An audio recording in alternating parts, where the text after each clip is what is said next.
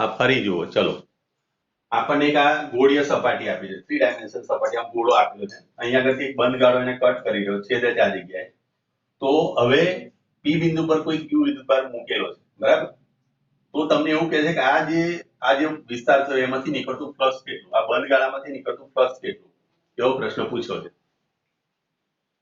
બોલો કઈ રીતે જવાબ લવાય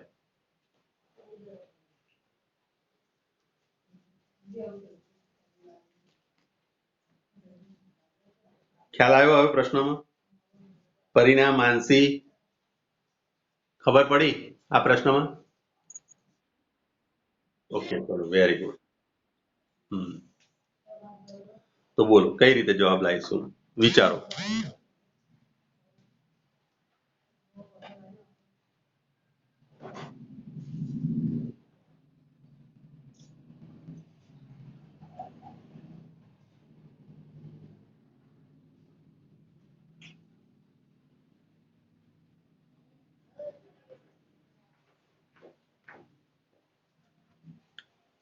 જો નથી ખ્યાલ આવતો પ્રિન્સી તને કોઈ ખ્યાલ તારો કોઈ આઈડિયા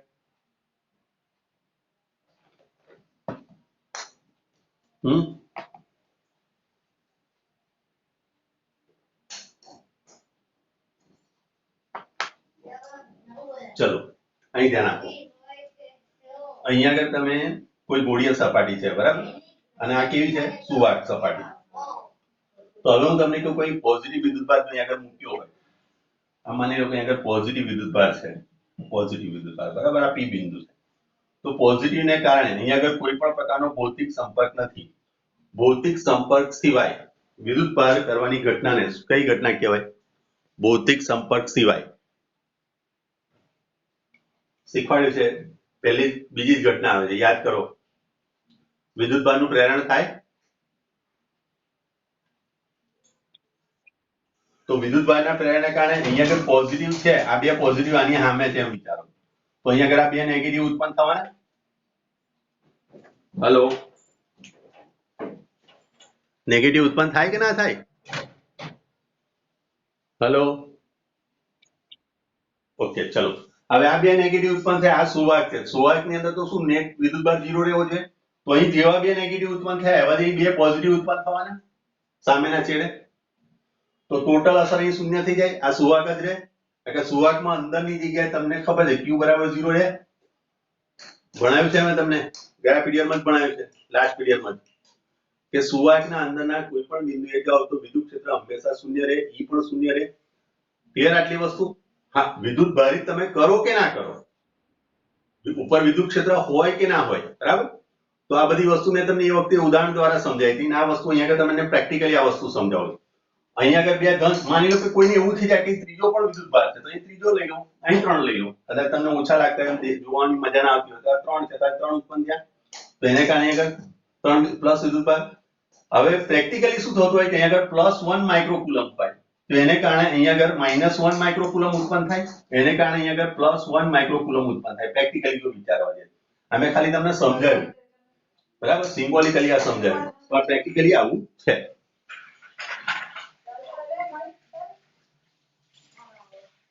ચલો પેલી એ કરી દો ને એટલે આ પેલા માનવ ને બધું વચ્ચે નીકળી જાય છે બહાર આવે છે એવું બધું થયા કરે છે ચલો ઓકે તો જુઓ આ પ્લસ વિદ્યુતભાર આવ્યો તો બંધ ગાળા વચ્ચે ઘેરાતો વિદ્યુતભાર કેવો થયો પોઝિટિવ તો આમાંથી ફ્લક્સ જે નીકળશે ફ્લક્સ પણ કેવું લખાશે પોઝિટિવ માટે જવાબ તમારો કયો હશે ખ્યાલ આવ્યો પરિણામ માનસી મૈત્રી ખબર પડી બધાને ઓકે તો પરીક્ષાની અંદર તમે એવું વિચારશો નહીં કે બેઠે બેઠા તમારી જોડે કોઈ એવા ખતરનાક દાખલા હશે એવા ખતરનાક દાખલા હોતા નથી એ ફક્ત ને ફક્ત તમને શું કરશે ડાયવર્ટ કરશે બરાબર તમારું માઇન્ડ ડાયવર્ટ અહીં તમારો કોન્સેપ્ટ હતો કહો વિદ્યુતભારના પ્રેરણ લઈ લે બરાબર વિદ્યુતભારનું પ્રેરણ અહીં આગળ હંમેશા થાય બરાબર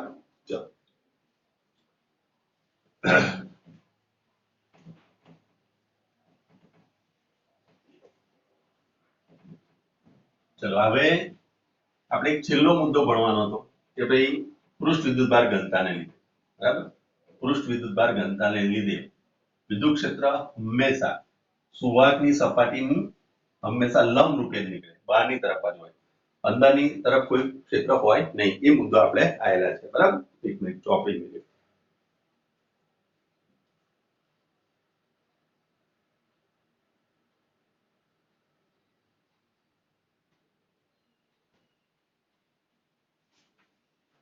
જો આપણે આટલા બધા મુદ્દાની ચર્ચા કરી દીધી છે. આપણે અંદરની સાઈડે વિદ્યુત ક્ષેત્ર પણ શૂન્ય રહેશે, એ બધાની ચર્ચા આપણે કરીશું. બે ગોળા, એક ધાતુનો ગોળો, એક લોખંડનો ગોળો, એક સોનાનો ગોળો, એની પણ આપણે ચર્ચા કરી. બરાબર, છેલ્લે લાસ્ટમાં હવે જુઓ, છેલ્લો મુદ્દો તમને એ છે કે વિદ્યુતભાર સુવાહક સપાટી પર વિદ્યુત ક્ષેત્ર. વિદ્યુતભાર સુવાહક સપાટી પર વિદ્યુત ક્ષેત્ર. તમે બધા જાણો છો કે આનું સૂત્ર છે તમારું સિગ્મા અપોન E બરાબર sigma upon epsilon not into n cap. આ રીતે આપણે સૂત્ર લખેલું છે, યાદ કરી લો. બંને બાજુની આપણે ગાઉસિયન પૃષ્ઠ વિચારીને આવી કંઈક સપાટી આપણે લીધી હતી. યાદ આવ્યું કંઈક આવી રીતે પૃષ્ઠ એક લીધું હતું, પછી એક સપાટી આપણે આ બાજુ લીધી હતી આ રીતે.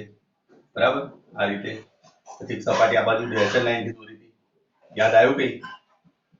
હેલો, તો એક પૃષ્ઠ વડે આવવું તો આખી સપાટી તમે કન્સિડર કરો તો બંને સપાટીનું અડધું વત્તા અડધું આખું થઈ જાય તો સિગ્મા પણ એપ્સિલોન નોટ આવે. આવો પ્રશ્ન પણ આપણે સોલ્વ કરેલો છે. બરાબર, હવે અહીંયા આગળ તમને સપાટી આપેલી છે, દાખલા તરીકે એક વિદ્યુતભારી સપાટી છે, કોઈ પણ આકાર તમે લઈ લો. બરાબર, એની અંદર એક નાનું નળાકાર વિચારો, નાનું નળાકાર આ ગાઉસિયન પૃષ્ઠ આપણે વિચાર્યું. દાખલા તરીકે અહીંયા આગળ તમારી જોડે આ પ્લસ વિદ્યુતભાર છે, અહીંયા આગળ આ ગાઉસિયન પૃષ્ઠ વિચાર્યું. તો આ બાજુનું જે ક્ષેત્ર હશે, આ તરફનું ક્ષેત્ર એ, અને અહીંયા આગળ આ જે ક્ષેત્ર મળશે તમને, પણ અહીંયા આગળ સપાટીની અંદર તમે જેવા જશો, આ સુવાહકની અંદરના દરેક બિંદુએ શું હશે? Q = 0 થશે, કુલ નેટ. તો E પણ શું થશે? 0 થશે, F પણ 0 થશે. આ પણ આપણે ભણીને આવ્યા છો ઓલરેડી કે સુવાહકના અંદરના બિંદુએ કોઈ પણ જગ્યાએ તમે જાઓ તો વિદ્યુત ક્ષેત્ર હંમેશા શું રહેશે? શૂન્ય. F પણ શૂન્ય જ રહેશે. આપણે ઓલરેડી ભણી આવેલા છે. હવે આની અંદરથી મારે સપોઝ માની લો કે મારે આની અંદરથી વિદ્યુત ક્ષેત્ર શોધવું છે. આ સપાટી પર વિદ્યુતભાર પથરેલો છે, તો એક નાનો પદખંડ લીધો જેનું ક્ષેત્રફળ હું ડેલ્ટા S લઉં છું. ડેલ્ટા S એટલે શું છે? સૂક્ષ્મ ભાગનું ક્ષેત્રફળ. ક્લિયર? અને એની પૃષ્ઠ ઘનતા આપણને આપેલી છે સિગ્મા. જો સિગ્મા પોઝિટિવ હોય, સિગ્મા તમારી ગ્રેટર ધેન 0 હોય તો વિદ્યુત ક્ષેત્ર કઈ તરફ હોય? વિદ્યુત ક્ષેત્ર રેખા બહારની તરફ હોય. બહારની તરફ જશે ને ક્ષેત્ર રેખા, પ્લસ માંથી માઇનસ ઉપરની તરફ જશે. એ જ રીતે sigma less than 0, that means કે નેગેટિવ હોય, આનો મતલબ કે નેગેટિવ હોય, ત્યારે વિદ્યુત ક્ષેત્ર રેખા અંદરની તરફ જશે. ક્લિયર? અથવા તો તમે કહી શકો સિગ્મા જો પોઝિટિવ હોય તો E પણ પોઝિટિવ થાય. એટલે સિગ્મા નેગેટિવ, સિગ્મા બરાબર પોઝિટિવ લઈએ તો E પોઝિટિવ થાય, અને સિગ્મા જો નેગેટિવ લઈએ તો E નેગેટિવ થાય. આવું પણ આપણે વિચારી શકીએ. ખ્યાલ આવ્યો? હેલો, બોલો. ઓકે, હવે આ ગાઉસિયન પૃષ્ઠ મેં વિચાર્યું. આ ગાઉસિયન પૃષ્ઠની અંદરથી હવે હું ગાઉસના નિયમ મુજબ લખવા જાઉં તો આમાંથી આ ગાઉસિયન પૃષ્ઠનો વિચાર કરીએ તો આ ગાઉસિયન પૃષ્ઠ પર ગાઉસના નિયમ મુજબ શું લખી શકીએ આપણે? બોલો. ગાઉસના નિયમ મુજબ ફ્લક્સ બરાબર ક્ષેત્ર ગુણ્યા ક્ષેત્રફળ લખીએ તો E ડોટ E લખાશે, અથવા તો ds delta S is equal to શું લખાશે? અહીંયા sigma Q upon epsilon not લખાય. આ ગાઉસનો નિયમ છે ને? તેને યાદ દરેકને કે કોઈ પણ બંધ પૃષ્ઠ રહેલું કુલ ફ્લક્સ તે સપાટી સાથે ઘેરેલા કુલ વિદ્યુતભાર અને એપ્સિલોન નોટના ગુણોત્તર બરોબર હોય. અને આપણે ફ્લક્સને હંમેશા લખીએ ક્ષેત્ર ગુણ્યા ક્ષેત્રફળ. બરાબર, તો અહીંયા આગળ બંને એક જ દિશામાં છે. આ દિશામાં તમારા ક્ષેત્રફળનો સદિશ છે ds, તો બંને વચ્ચેનો થીટા શું થઈ ગયો? 0 થઈ ગયો. થીટા 0 થઈ ગયો તો આનું સાદુરૂપ આપવા જાઓ તો E ds cos theta is equal to આની અંદર વિદ્યુતભાર માની લો કે q જેટલો છે તો upon epsilon naught થાય therefore તમારી જોડે આવશે EDS cos 0 is equal to q upon epsilon naught therefore તમે લખી શકો છો EDS is equal to q upon epsilon naught ચલો આટલે સુધીમાં કોઈને કન્ફ્યુઝન કોઈ ડાઉટ માનસી પરિણા માનવ જેટલા બી હાજર છે બધાને પૂછું છું કોઈ કન્ફ્યુઝન આમાં કોઈ ડાઉટ ઓકે ચલો હવે પણ તમે એક સૂત્ર જાણો છો સિગ્મા બરાબર લખાય q upon ds ds એટલે અહીંયા કે તમે લખશો શું એનું ક્ષેત્રફળ q upon ક્ષેત્રફળ કરીએ આ છે ને યાદ તમને સિગ્મા બરાબર q upon એરિયા આવું કંઈક સૂત્ર મેં ત્રણ ઘનતાઓ શીખવાડી હતી યાદ આવી રેખીય ઘનતા બરાબર ઓકે અહીંયા કે તમે dq પણ લખી શકો છો આની અંદરથી તમે dq પણ લખી શકો મેં q લીધો છે કોઈ ફરક નહીં પડે તો આના પરથી તમે લખી શકો q બરાબર લખાય સિગ્મા ds થાય ક્લિયર સિગ્મા બરાબર q upon ds તો q બરાબર સિગ્મા ds લખાય therefore તમે અહીં લખશો EDS is equal to q ની જગ્યાએ લખશો તમે sigma ds upon epsilon naught ds cancel થઈ જાય therefore E બરાબર તમારો આવશે સિગ્મા upon epsilon naught આ મૂલ્યનો દ્રષ્ટિકોણ પણ જો તમે એને દિશા સાથે રજૂ કરવા માંગતા હોય તમે લખી શકો છો E is equal to sigma upon epsilon naught into n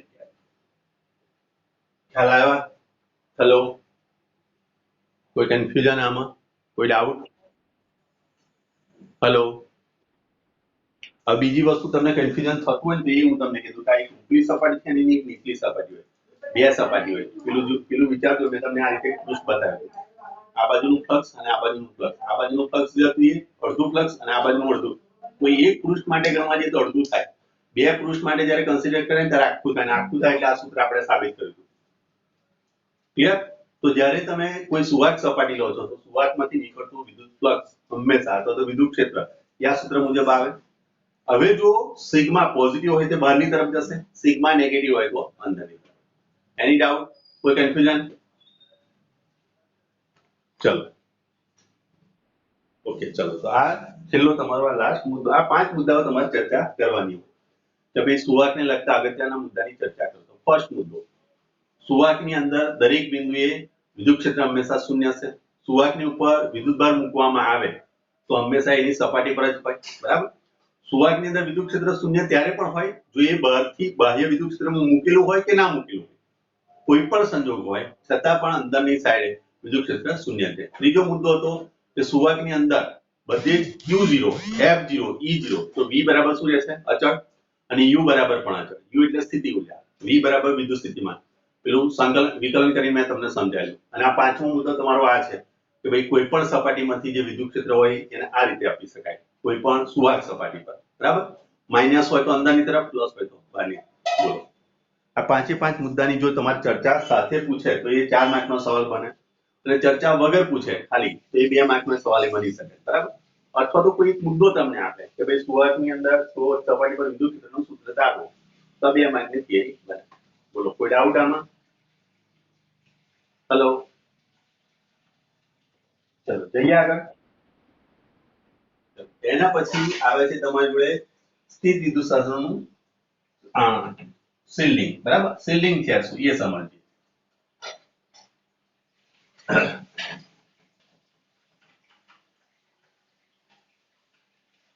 હવે આ મોટા ભાગે તમે ડિસ્કવરી કેવું કંઈક જોતા હોય આની અંદર આવા પ્રશ્નો આવે છે એમાંથી પ્રશ્નો તમારે આગળ એક રજૂ કરું છું ખાલી બતાવું તમને એક કાર છે બરાબર એક કાર છે સારી ક્વોલિટીની કાર છે એમ વિચારો બરાબર આ કાર છે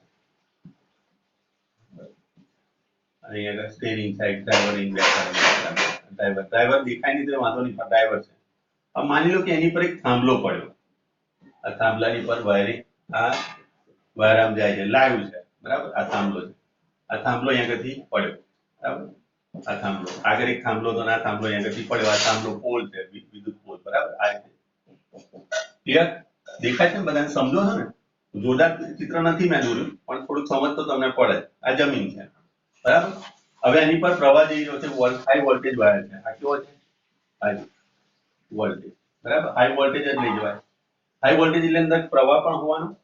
તો આ ડ્રાઈવર જો આની પર પડ્યો હોય આ રીતે, તો એ ડ્રાઈવર આમ બારણું ખોલીને બહાર નીકળે તો એ જીવતો રહે ખરો? બારણું ખોલીને જેવો એ જમીન પર પગ મૂકશે તો શું થશે? તો તરત જ એને અર્થિંગ મળી જશે, તરત જ અર્થિંગ મળી જાય ત્યારે એ મરી જશે, બરાબર. પણ જો જ્યાં સુધી અંદર છે ત્યાં સુધી જીવિત છે. શા માટે જીવિત છે? તો જુઓ, અહીંયાથી જે ધાતુની આ ગાડી આખી ધાતુ છે, સુવાહક છે, આ સુવાહક છે. તો સુવાહક ઉપર જ્યારે તમે વિદ્યુત ક્ષેત્ર હાજર હોય કે ગેરહાજર હોય, મેં હમણાં જ ભણાવ્યું તમને, સુવાહકની ઉપર તમે વિદ્યુત ક્ષેત્ર આપેલું હોય, બાહ્ય વિદ્યુત ક્ષેત્ર હોય કે ના હોય, અંદરના દરેક બિંદુએ Q બરાબર શું હોય? 0. ભણી ગયા ને આપણે? ફરી આ જસ્ટ એક્ઝામ્પલ છે, આમ તો તમને જસ્ટ સમજાવું છું, આની અંદર કે એટલા બધા સિરિયસ ના થઈ જજો, એકદમ તમે ચૂપચાપ ના થતો, બરાબર. E બરાબર શું થાય? F બરાબર 0, E બરાબર પણ 0. એનો મતલબ કે અંદરના વિસ્તારની અંદર શું થઈ ગયું? વિદ્યુત ક્ષેત્ર શૂન્ય છે. વિદ્યુત ક્ષેત્ર શૂન્ય એટલે તમને કોઈ પણ પ્રકારનો કરંટ નહીં લાગે. સમજ પડી? ક્લિયર? પણ જેવા જો તમે દરવાજો પકડીને આગળ પગ મૂકશો એટલે શું થયું? તમને એ તમે લૂપની અંદર આવી ગયા, બંધ ગાળામાં તમે આવી ગયા. બંધ ગાળામાં જો તમે આવી જશો તો સ્વાભાવિક વસ્તુ છે, તમને કરંટ લાગવાની શક્યતા 100% છે, એટલે તમે બચી શકો નહીં. એ જ રીતે આપણી જોડે જે કંઈ સાધનો છે, કુદરતમાંથી આપણે જે કંઈ સાધનો બનાવ્યા છે, અમુક સાધનો ઉપકરણો બહુ સેન્સિટિવ હોય છે. એ સેન્સિટિવ ઉપકરણોને સાચવવા માટે આપણે શું કરવું પડશે? એક મોટો ગોળો બનાવવો પડે, આ રીતે, આ ગોળો, બરાબર. અને એની વચ્ચે એક બખોલ રાખવાની. આ બખોલની અંદર કોઈ સાધન તમે આગળ મૂકી આપો, આ સાધન બહુ સેન્સિટિવ છે, માની લો કે મેજિક બોક્સ છે કોઈ, બરાબર. અને આ સુવાહક છે, આ સુવાહક, આ સુવાહક છે. તો આ સપાટી પર જો વિદ્યુતભાર હશે તો અહીંયા આગળ માની લો કે અહીં વિદ્યુતભાર તમે મૂક્યો આ રીતે, આ રીતે, આ રીતે વિદ્યુતભાર અહીં પ્લસ મૂક્યો, તો પ્લસ ને કારણે અહીંયા આગળ શું થવાનું? અહીંયા આગળ માઇનસ ક્રિએટ થવાનો ખરો, અહીં માઇનસ એટલો થશે ક્રિએટ, બરાબર. પણ અહીંયા આગળ વચ્ચેના વિસ્તારમાં Q બરાબર શું છે? 0. એ જ રીતે અહીંયા આગળ પણ તમે જો ગાઉસિયન ફિલ્ડ વિચારો અહીંયા આગળ, તો અહીંયા આગળ પણ શું છે? Q 0, એટલે કે આને કોઈ અસર થશે નહીં. તો આવું જે પરિસ્થિતિ થાય એ પરિસ્થિતિને કહેવાય ઇલેક્ટ્રોસ્ટેટિક શિલ્ડિંગ. આ પણ ઉદાહરણ છે ઇલેક્ટ્રોસ્ટેટિક શિલ્ડિંગનું. અને આ પ્રશ્ન પણ તમને પરીક્ષામાં JEE નીટની અંદર કે બોર્ડની અંદર તમને પૂછે કે ભાઈ વરસાદનો માહોલ છે, તમે કાર લઈને નીકળ્યા છો અને તમારી કાર પર એક ઇલેક્ટ્રિક થાંભલો પડે છે, તો તમે એ વખતે કઈ સ્થિતિમાં છો? તો તમે ઇલેક્ટ્રોસ્ટેટિક શિલ્ડિંગમાં છો, તમે સુરક્ષિત છો, બખોલમાં, કારની બખોલની અંદર તમે સુરક્ષિત છો. ખબર પડી? તો આ રીતે તમે જ્યારે કોઈ વસ્તુને બખોલમાં મૂકો, કોઈ કવચ હોય, બરાબર, કોઈ ધાતુનું કવચ હોય ને એની વચ્ચે બખોલ પાડી હોય ને એની અંદર જો તમે કોઈ વસ્તુ મૂકશો તો વિદ્યુતની દ્રષ્ટિએ શું થઈ જશે? એ અલગ થઈ જશે, એ તટસ્થ થઈ જશે, કે જેથી કરીને એને કોઈ પણ પ્રકારની અસર થશે નહીં, તો એ સલામત થશે. આવી વસ્તુ જે થાય તેને કહેવાય ઇલેક્ટ્રોસ્ટેટિક શિલ્ડિંગ. સમજ પડી? આનું નામ છે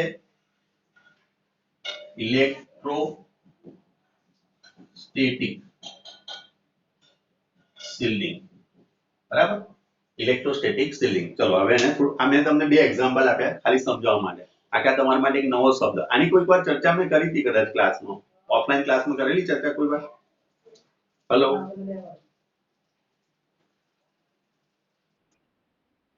ઓકે, કદાચ કોઈ એન્ટ્રન્સના ક્લાસમાં કરી હશે. ચલો અહીં જુઓ, અહીં ધ્યાનથી જોજો. એક બખોલ ધરાવતો સુવાહક વિચારો. આ બખોલ છે, આ સુવાહક છે, આ જે છે ને એ સુવાહક છે, આ સુવાહક છે. આ જે છે એ બખોલ છે, બરાબર. એની અંદર હોલ પાડેલું છે, બખોલ છે, બરાબર. ચલો, શું કહે છે? એક નોંધપાત્ર પરિણામ એ મળે છે કે બખોલનું પરિમાણ કે આકાર ગમે તે હોય, સુવાહક પર ગમે તે વિદ્યુતભાર હોય અને સુવાહકને બાહ્ય વિદ્યુત ક્ષેત્રમાં મૂકવામાં આવે તો પણ બખોલમાં વિદ્યુત ક્ષેત્ર શૂન્ય હોય છે. મેં તમને હમણાં સમજાવ્યું કે એટલે તમે વિદ્યુત ક્ષેત્ર મૂકો કે ના મૂકો, બરાબર. આની જોડે વિદ્યુત ક્ષેત્ર હોય કે ના હોય, પણ બખોલની અંદર હંમેશા શું રહેશે? વિદ્યુત ક્ષેત્ર શૂન્ય રહે. Is that clear? ખ્યાલ આવ્યો? બરોબર, ઓકે. ચલો, તો આ જે વસ્તુ થાય છે એનામાંથી આપણને સારું પરિણામ મળે છે. વિદ્યુતભારિત કવચની અંદરના ભાગમાં વિદ્યુત ક્ષેત્ર શૂન્ય હોય છે, જે આપણે પહેલેથી આવેલા છે. પરંતુ સુવાહકની અંદર વિદ્યુતભાર વિહીન બખોલની અંદરના ભાગમાં પણ વિદ્યુત ક્ષેત્ર શૂન્ય હોવું એ ઉપર જણાવ્યું તેમ બહુ વ્યાપક પરિણામ છે. આ વ્યાપક પરિણામ થયું. આના ઉપરથી આપણે ઘણું બધું વસ્તુ આગળ શીખવાની છે, ધ્યાન રાખજો. ચલો, આની સાથે સંબંધ ધરાવતું એક પરિણામ એ છે કે સુવાહકને વિદ્યુતભારિત કરેલ હોય અથવા તો બાહ્ય વિદ્યુત ક્ષેત્ર વડે સતત સુવાહક પર વિદ્યુતભારને પ્રેરિત કરવામાં આવે તો પણ બધો જ વિદ્યુતભાર બફુલ ધરાવતા સુવાહકની બાહ્ય સપાટી પર જ રહેતો હોય છે. અહીંયા આગળ મેં તમને કીધું કે અહીંયા આગળ વિદ્યુતભાર મૂકું ને તો પણ શું રહેશે, બાહ્ય સપાટી પર જ રહે, એ કદી અંદર નહીં જાય. અંદર કેમ નહીં જાય કે અંદરના વિસ્તારમાં શું છે, વિદ્યુત ક્ષેત્ર શૂન્ય છે, એને કોઈ બળ જ નહીં લાગે, એટલે બધો વિદ્યુતભાર ક્યાં પથરી જાય, સપાટી પર. માટે આની પર કોઈ અસર થશે નહીં. ખ્યાલ આવે છે ને? હેલો, આ તો એવું થયું કે નાનું બાળક હોય, દાખલા તરીકે, બરાબર, નાનું બાળક હોય ને તમે માની લો કે હવે સામે કોઈ લડવા વાળું આવે, તમે શું કરશો, તમે બાળકને કવર કરશો કે બાળકને મૂકીને ભાગી જશો? તમારો નાનો ભાઈ હોય અને સામે કોઈ લડવા આવે, તમે શું કરશો? પહેલા તમે એને કવર કરશો ને. જ્યાં સુધી તમે આગળ ઉભા છો ત્યાં સુધી એ સુરક્ષિત છે. હેલો, તો એ વસ્તુ, બરાબર. તમે જો વરસાદ, માની લો કે વરસાદ પડ્યો, તમે રેનકોટ પહેર્યો તો પેલા બાળક જોડે નથી, તમે શું કરશો? બાળકને રેનકોટ પહેરાવી દોશો, તમે ભલે પલળો છો પણ બાળકને તમે રેનકોટ શા માટે પહેરાવ્યો? બાળક પલળવું ના જોઈએ. એવી રીતે અહીંયા આગળ પણ આ સુરક્ષિત થઈ ગયું, બરાબર. ક્લિયર? વિદ્યુત ક્ષેત્ર હોય કે ના હોય, અંદરની તરફ કોઈ પણ પ્રકારનો વિદ્યુતભાર દાખલ થશે નહીં. આ સુવાહકની ખાસિયત હતી, આ પહેલેથી જ આપણે ભણતા, બરાબર. અહીં જો તમને પાછળના પૃષ્ઠ પર આપેલું છે, બે વિદ્યુતભાર અહીંયા પોઝિટિવ માટે પણ બતાવે છે, નેગેટિવ માટે બતાવે છે. દાખલા તરીકે તમે અહીં નેગેટિવ મૂકો, એક તરફ અહીં પોઝિટિવ બતાવેલા છે, જો આ રીતે પોઝિટિવ બતાવે છે, અને એક તરફ તમને અહીં નેગેટિવ વિદ્યુતભાર બતાવે છે, વચ્ચે બફર બતાવે છે. આકૃતિની અંદર તમને અહીં બફર બતાવે છે, એમાં નેગેટિવ વિદ્યુતભાર બતાવે છે. આ નેગેટિવ વિદ્યુતભાર બતાવે છે અહીંયા આગળ, આ તરફ સિગ્મા લેસ ધેન 0 છે, સિગ્મા ગ્રેટર ધેન 0 છે. તો અહીંયા આગળ વિદ્યુત ક્ષેત્ર જે છે એ બહારના વિસ્તારમાં જ છે, એ અંદર જતું નથી. તમે આઈધર પોઝિટિવ મૂકો કે નેગેટિવ મૂકો, પણ અંદરના વિસ્તારમાં કોઈ વિદ્યુતભાર જતો નથી, બરાબર. આકૃતિમાં નોંધેલ પરિણામોની સાબિતી અહીં છોડી દઈએ છીએ, પરંતુ આપણે એક અગત્યનો સૂચિતાર્થ નોંધીએ છીએ, એટલે કે અગત્યનું પરિણામ, બરાબર. સૂચિતાર્થ એટલે કે એક પરિણામ નોંધીએ છીએ. સુવાહકની બહાર ગમે તે વિદ્યુત ક્ષેત્ર હોય, પણ સુવાહકની અંદરની બફોલ બહારની વિદ્યુત ક્ષેત્રની અસરથી હંમેશા શિલ્ડેડ એટલે સુરક્ષિત હોય છે. શિલ્ડેડ એટલે સુરક્ષિત, આને શિલ્ડિંગ કહીએ છીએ આપણે, બરાબર, રહે છે. બફોલની અંદર વિદ્યુત ક્ષેત્ર હંમેશા શૂન્ય છે, અને સ્થિત વિદ્યુત શિલ્ડિંગ કહે છે. સ્થિત વિદ્યુત, મેં ઇંગ્લિશમાં લખ્યું ઇલેક્ટ્રોસ્ટેટિક શિલ્ડિંગ, અને ગુજરાતીમાં બોલાય સ્થિત વિદ્યુત શિલ્ડિંગ, બરાબર. ખ્યાલ આવ્યો? આ અસરનો ઉપયોગ સંવેદી ઉપકરણોને બહારથી વિદ્યુતની અસરથી બચાવવા માટે કરી શકાય છે. સુવાહકના અગત્યના સ્થિત વિદ્યુત ગુણધર્મોનો સારાંશ આપે છે. આપણે આ જે આકૃતિ આપણને આપી છે, બીજા નંબરની આકૃતિ આપેલી જુઓ તમે. સુવાહકની અંદર તમે વિદ્યુતભાર મૂકો, અહીંયા આગળ પણ દાખલા તરીકે આ એક સુવાહક છે, અહીં તમે વિદ્યુતભાર પ્લસ મૂકશો તો બધો ક્યાં?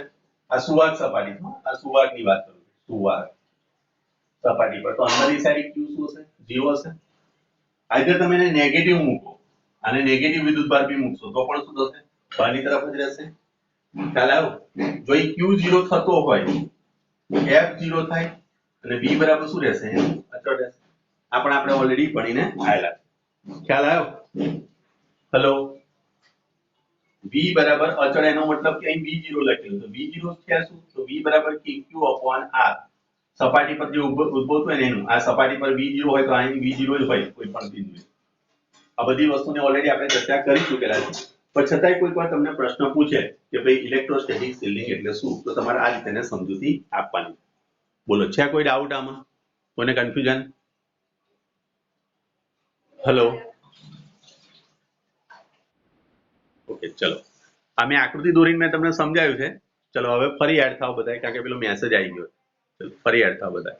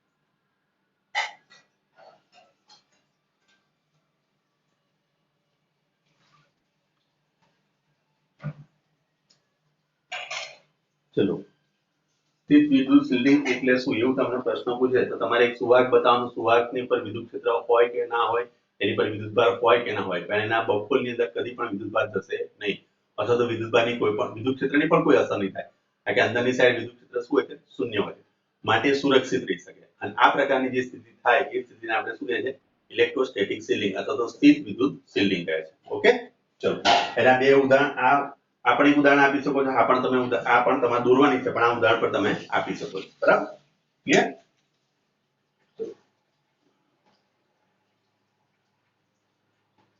એના પછી ઉદાહરણ છે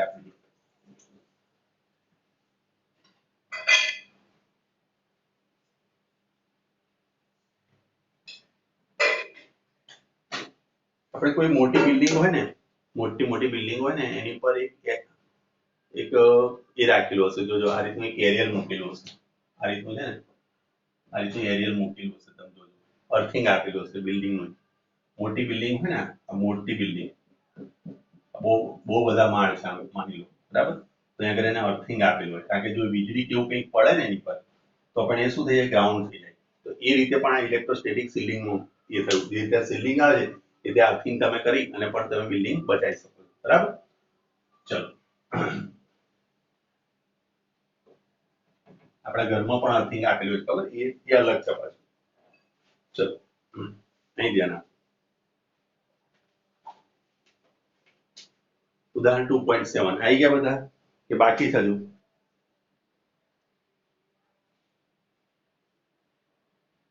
ઓકે, ચલો કોણ રહ્યું હવે બાકીમાં?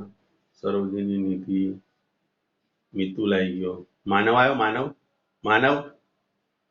ઓકે ઓકે ઓકે, ચલો એક જણા આમ તેમ થાય છે, કઈ નહીં, ચલો વાંધો નહીં, ચલો અહીં ધ્યાન આપીશું. ઉદાહરણ 2.7 કોઈ માણસ સૂકાવાળામાંથી પસાર કરેલ કાંસકો કાગળના નાના ટુકડાને આકર્ષે છે. શા માટે? જો વાળ ભીના હોય અથવા તે વરસાદી દિવસ હોય તો શું થાય? બોલો શું થાય? આનો જવાબ તો દરેકને આવડવો જોઈએ. તમને મેં આ પ્રેક્ટિકલ કરાયેલો છે ક્લાસમાં, યાદ છે ને માનવ? કે આપણે શું કરતા હતા? કોરા વાળ હોય એમ જ ઘસતા હતા, બરાબર? તેલવાળા કે ભીના વાળમાં આપણે ઘસતા નતા. તેલવાળા અથવા તો ભીના વાળમાં તમે ઘસશો તો શું થશે? અહીં સ્થિત વિદ્યુત શાસ્ત્ર બનશે નહીં, એટલે ઉત્પન્ન થશે નહીં. જ્યારે બે અસમાન પદાર્થોને ઘસવામાં આવે છે ત્યારે એક પદાર્થ પરથી બીજા પદાર્થ પર વિદ્યુતભાર ટ્રાન્સફર થાય. તો અહીં શું થયું? અહીંયા આગળ માથાના વાળમાં તમે ઘસો એટલે માથાના વાળના જે ઇલેક્ટ્રોન જે છે એ ક્યાં ટ્રાન્સફર થયા? કાંસકા પર, એટલે કાંસકો નેગેટિવ વિદ્યુતભાર થાય. એ નેગેટિવ વિદ્યુતભાર થાય. અને કાંસકો હું નાનો નથી દોરતો, મોટો દોરું છું. આ પણ મેં ઘણી વાર સમજાવ્યું, યાદ છે ને તમને બધાને? આ કાંસકાના મોટા મોટા મેં દાંતા રાખ્યા. શા માટે? કારણ કે મારે તમને સમજાવવું છે એટલા માટે, બરાબર? આ એંગલ છે.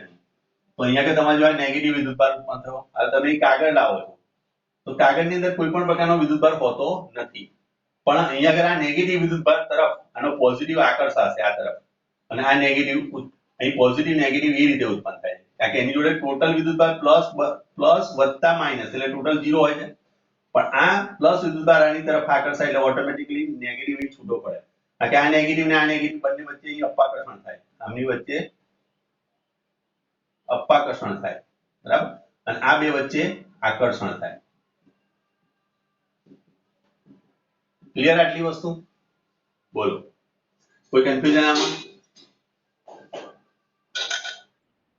ઓકે, ચલો તો સ્વાભાવિક વસ્તુ કે આમાં એક પ્રેરિત ડાયપોલ ઉત્પન્ન થાય, અને આને કારણે પણ જ્યારે તમે કાંસકાને ભીના વાળમાં ફેરવો છો તો એ કોઈ પણ પ્રકારનો વિદ્યુતભાર ધારણ કરતો નથી. વિદ્યુતભાર ધારણ કરતો નથી એટલે એનો કોઈ વિદ્યુતભાર જ નથી, તો અહીંયા આગળ કોઈ પ્લસ માઇનસ નો સવાલ જ નહીં થાય, તો કાગળ એમને એમ જ પડી રહેશે, માટે એને આકર્ષિત કરતા નથી.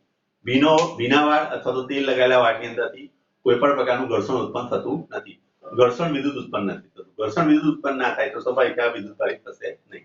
તો પહેલા પ્રશ્નનો જવાબ દરેકને મળી જાય. લખાશે ને? શું લખશો? કે ભીના વાળમાં કાંસકો ઘસવાથી એમાં સ્થિત વિદ્યુત શાસ્ત્ર ઉત્પન્ન પ્રમાણે સપાટી વિદ્યુતભારિત થતી નથી, બરાબર? માટે ભીના વાળમાં ફેરવેલો કાંસકા વડે કાગળને આકર્ષિત થતું નથી. લખાશે આવું કે લખવું પડશે મારે? ઓકે, ચાલો એના પછીનું જુઓ. સામાન્ય રબર અવાહક છે, પરંતુ વિમાનના વિશિષ્ટ રબરના ટાયરો સહેજ સુવાહક બનાવવામાં આવે છે? આવું શા માટે જરૂરી છે? ચલો આ પણ થોડી ઘણી ચર્ચા મેં કરેલી છે, કદાચ મે બી જો તમને યાદ હોય તો. વિમાન તમે જાણો છો કે લગભગ 300, 350, 400 કિલોમીટર પર અવરની ઝડપેથી ઉડતું હોય અને હવાના ઘર્ષણ, હવા જોડે ઘર્ષણ કરતું હોય, બરાબર? કારણ કે ઉપર પણ હવા છે અને વિમાન જતું હોય તો ઘર્ષણ થયું, એક સપાટી સાથે બીજી સપાટી શું થાય છે? ઘર્ષણ થાય છે. બે અસમાન કે અવાહક પદાર્થોને બી આમ ઘસીએ તો શું થાય? ગરમી ઉત્પન્ન થાય. થાય ને ગરમી? આપણે બે હાથ ઘસીએ છીએ, આપણે આમ ખાલી આટલી સ્પીડે હું ઘસું છું તો વિમાન તો જબરજસ્ત સ્પીડથી આમ આવતું હોય. તે જ્યારે વિમાન જબરજસ્ત સ્પીડથી આવતું હવાની જોડે શું થતી હશે? અથડાતી હશે, એનું ઘર્ષણ થતું હશે. વિમાનની આ સ્પીડ ને હવાની આ સ્પીડ, એને કારણે અહીંયા આગળ શું થાય? એની સપાટી પર શું ઉત્પન્ન થાય? એની સપાટી પર શું ઉત્પન્ન થશે? વિદ્યુતભારિત થાય સપાટી. હા કે ના? ઓકે. હવે એ ઉપરની સપાટી પર એનો વિદ્યુતભાર ફેલાયેલો છે. હું તમને એ પણ એના પણ દાખલા આપણે ગણીશું કે બે સપાટી વચ્ચે કેટલું બળ ઉત્પન્ન થાય. અહીંયા આગળ એની માટેનું સ્પેશિયલ સૂત્ર આવે છે, વિદ્યુત સ્થિતિમાન E બરાબર BLV. B એટલે ચુંબકીય ક્ષેત્ર આવશે, L એટલે એની લંબાઈ આવશે, બે પાંખો વચ્ચેનું અંતર, અને V એટલે એની ઝડપ. આ બધું તમે ગણો એટલે આ તમને શું મળશે? વોલ્ટેજ મળશે. બરાબર? આ વોલ્ટેજ મળી જાય V. આ V બરાબર BLV આ સૂત્ર છે. એ આગળ તમે ચુંબકીય ક્ષેત્રના એની અંદર તમે ભણશો, આ વોલ્ટેજ તમને મળી જશે. I બરાબર V/R. આ સૂત્ર ઉપરથી તમે એનો પ્રવાહ પણ જાણી શકો છો. વિમાનની સપાટી પર કેટલો પ્રવાહ ઉત્પન્ન થશે એ પણ જાણી. પણ આ બધું આગળની દુનિયા છે તમારી. અત્યારે તમારું વિમાન જે આવી રહ્યું છે એના ટાયર રબરના કેમ રાખવામાં આવે? બરાબર? અને એ રબર સુવાહક રાખવામાં આવે. સુવાહક રાખવા પાછળનું કારણ છે કે એ ઉપરની સપાટી પર જે વિદ્યુતભાર ઉત્પન્ન થયો, બરાબર, એ જ્યારે લેન્ડિંગ કરે, બરાબર, જો વિદ્યુતભારિત સપાટીને કોઈ અડકે તો બધાને ઝાટકો લાગવાનો છે, સ્વાભાવિક વસ્તુ છે. તો એ જ્યારે નીચે લેન્ડિંગ થાય, બરાબર, એ લેન્ડિંગ થાય ત્યારે ટાયર ક્યાં અડકે છે? જમીન અડકે છે. પહેલું શું લેન્ડ થાય? ટાયર કે વિમાન?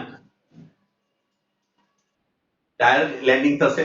અને જેવું ટાયર લેન્ડિંગ થશે તો હમણાં જ મેં તમને એક ઉદાહરણ આપ્યું કે બિલ્ડિંગ છે અને બિલ્ડિંગની ઉપર તમે કોઈ એરિયલ રાખો છો અને એનું અર્થિંગ નીચે આપો છો. તમારા ઘરની અંદર પણ અર્થિંગ આપ્યું હશે, જમીનની અંદર ખાડો ખોદેલો હશે, એક પ્લેટ દાટેલી હશે, બરાબર, અથવા તો જે વાયર હશે એ વાયરને આપણા સળિયા જે બિલ્ડિંગનો ધાબુ પડેલું છે સળિયાની અંદર જોઈન કરીને પછી એને અર્થિંગ આપેલું હશે. તો એ અર્થિંગ આપીશું એટલે બધો વિદ્યુતભાર ક્યાં જતો રહેશે? ગ્રાઉન્ડ. ગ્રાઉન્ડ એટલે પૃથ્વી. અને મેં તમને સમજાવ્યું છે, પૃથ્વી એ માતા છે. માતા હજારો ઇલેક્ટ્રોન આપી પણ શકે છે, હજારો ઇલેક્ટ્રોન લઈ પણ શકે છે. તો સીધે સીધો ગ્રાઉન્ડ થઈ જશે. માટે ઉપરનો જે વિદ્યુતભાર જે હતો એ હવે શું થઈ જશે? ન્યુટ્રલ થઈ જશે. સમજ પડી? હેલો, ખ્યાલ આવશે ને? માટે રબરના ટાયરને થોડા સુવાહક બનાવવા છે. Same to same. પહેલા કદાચ મેં તમને આ આકૃતિ દોરેલી હશે. આપણે જ્યારે શરૂઆતમાં સ્ટેટિક મેં ચલાવ્યું ત્યારે મેં તમને કીધું હતું કે પહેલાના જે ટ્રક આવતા હતા એ ટ્રક આ રીતના હતા. આ રીતે ટ્રક હોય, બરાબર, આનું ટાયર છે, બરાબર, આ જબરદસ્ત ટ્રક છે માની લો, અને અહીંયા આગળ પેટ્રોલ ભરેલું હોય. દાખલા તરીકે આ પેટ્રોલ ભરેલું છે. આમાં શું છે? પેટ્રોલ છે, બરાબર, પેટ્રોલ, પેટ્રોલ, બરાબર. તો આ દહનશીલ વસ્તુ થઈ. અહીંયા આગળ એનું સ્ટીયરિંગ છે. તો હવે અહીંયા આગળ એક સાંકળ લબડાવવામાં આવે, સુવાહક સળિયો લટકાવવામાં આવે. શા માટે? કે આ જ્યારે ચાલે તો શું થાય? અહીં ઘર્ષણ થાય, સ્ટેટિક ઉત્પન્ન થાય. એ સ્ટેટિકના કારણે વિદ્યુતભાર ઉત્પન્ન થાય. એ વિદ્યુતભાર અહીંયા જે બધા ઉત્પન્ન થયા એની અંદર આ બોડીની અંદર, આખી બોડીની અંદર વિદ્યુતભાર ઉત્પન્ન થાય.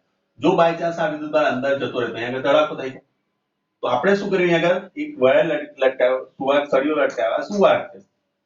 એ સુવાહક લટકાવવાને કારણે શું થયું? બધા ઇલેક્ટ્રોન ક્યાં જતા રહેશે? ગ્રાઉન્ડમાં જતા રહેશે. માટે આ ટ્રક આરામથી બચી શકે. અધરવાઇઝ શું થાય? એ બ્લાસ્ટ થઈ જાય. સમજ પડી? આ ત્રીજા પ્રશ્નો પણ આ છે. જો એના પછી આ બધી ચર્ચા આપણે ઓલરેડી કરી ચૂકેલા છે, છતાં પણ આપણે ના સમજ પડે તો મને કહો. ચલો, દહનશીલ દ્રવ્યોને લઈ જતા વાહનો જમીનને અડકતા હોય તેવા ધાતુના દોરડા રાખેલા